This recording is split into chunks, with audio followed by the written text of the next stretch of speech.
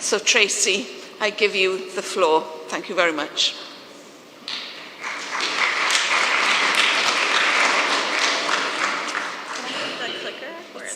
Okay.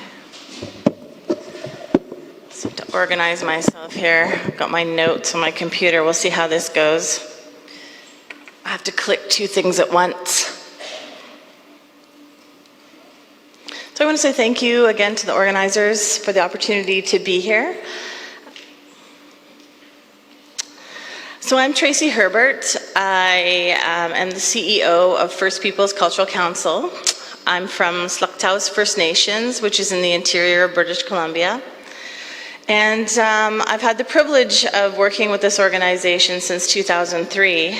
And it's a mighty little organization, which just happens to be a Crown corporation that was founded in 1990 by the First Nations leadership and the government at the time, because they were very concerned about the status of Indigenous arts, language, and cultural heritage. And we're unique, even though we have this relationship with government, because we're First Nations governed and managed. And our board of directors and advisory committee represent the 34 Indigenous languages across the province. And we work in very close partnership with the language keepers, artists, and cultural heritage experts. Leveraging both technology and Indigenous knowledge, we've been developing tools to support the documentation of Indigenous languages and have developed First Voices technology since 2000, and I'm going to talk a bit about that. But I'm also going to talk about what we've learned and some of the mistakes that we've made. All right, here we go. So our purpose is really to assist communities to rebuild the cultural systems and to ensure the transmission of knowledge to the next generations. We do have funding, we distribute funding, but we have a community development model. We know it's not just about having money, but it's also about supporting projects to be successful. And we do that through the language technology, through training and resources, and doing a lot of advocacy. We've been involved nationally with the national legislation, and also have worked very closely with the government to ensure that there is funding in place to support the work in the communities. So we're Indigenous-led. There's a lot of different opportunities for people to participate in our organization. We have peer review committees, focus groups, and all of our programs and services are directed by our stakeholders, and we often are building and designing things that are based on actual need and are very practical for our communities. So Dr. Lorna Williams covered a lot about the context in British Columbia.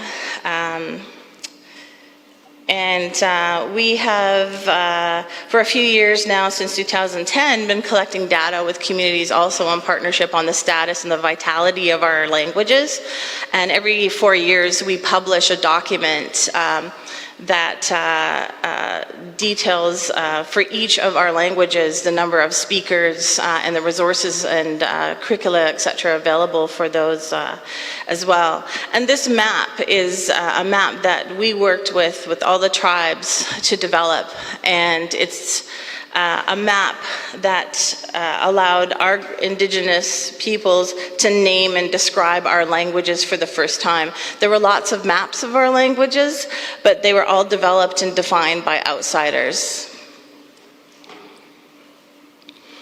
So the Status of Languages report, the last one that we have had published, stated that only 3% of Indigenous people in British Columbia, that's about 4,200 people, felt that they were fluent in their mother tongue.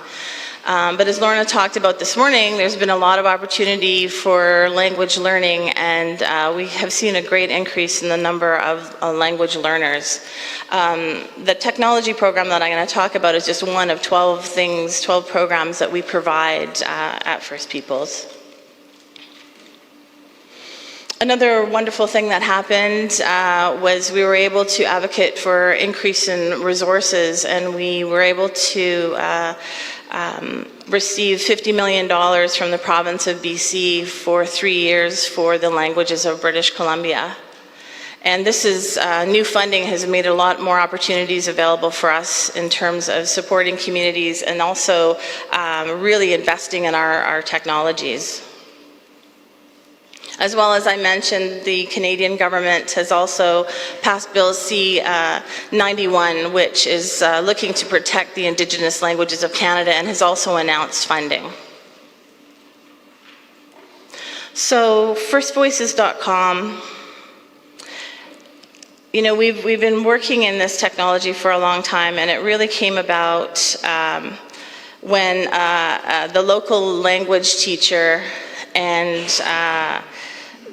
the local tech teacher came together and talked about how to get kids excited about languages, and talked about using technologies to document the language, but to have that held by the communities.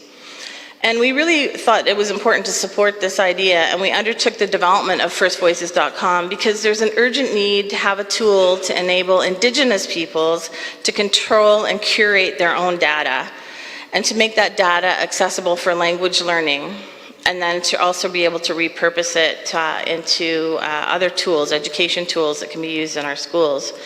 And we also recognized early on that mobile phones would be a new domain for language use and learning. So we have a total of 64 BC archives and 17 archives from outside BC. We have 203 communities, and a lot of those communities want to have their own archive.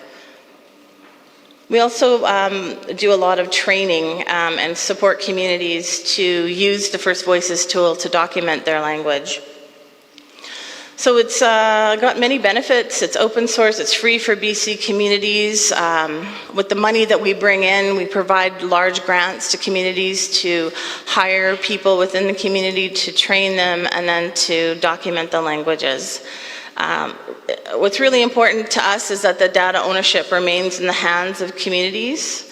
And we found that there's been a lot of language learning through osmosis with young people who are really tech savvy, supporting the elders with the language documentation, and they're learning the language by doing that. So that's been really positive.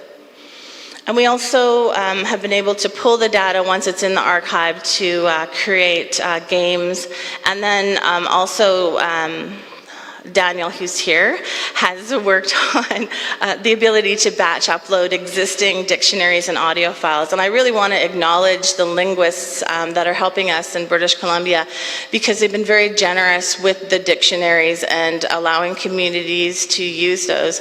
And it's so strange to me as a person who came into this to understand that a lot of the language data has been documented by outsiders who then copyright it, and then some are reluctant to share it back. And this has been a huge issue, but we've been quite successful to work with them, and we are going to be uploading 4 new dictionaries just this year. So that's been really, really wonderful.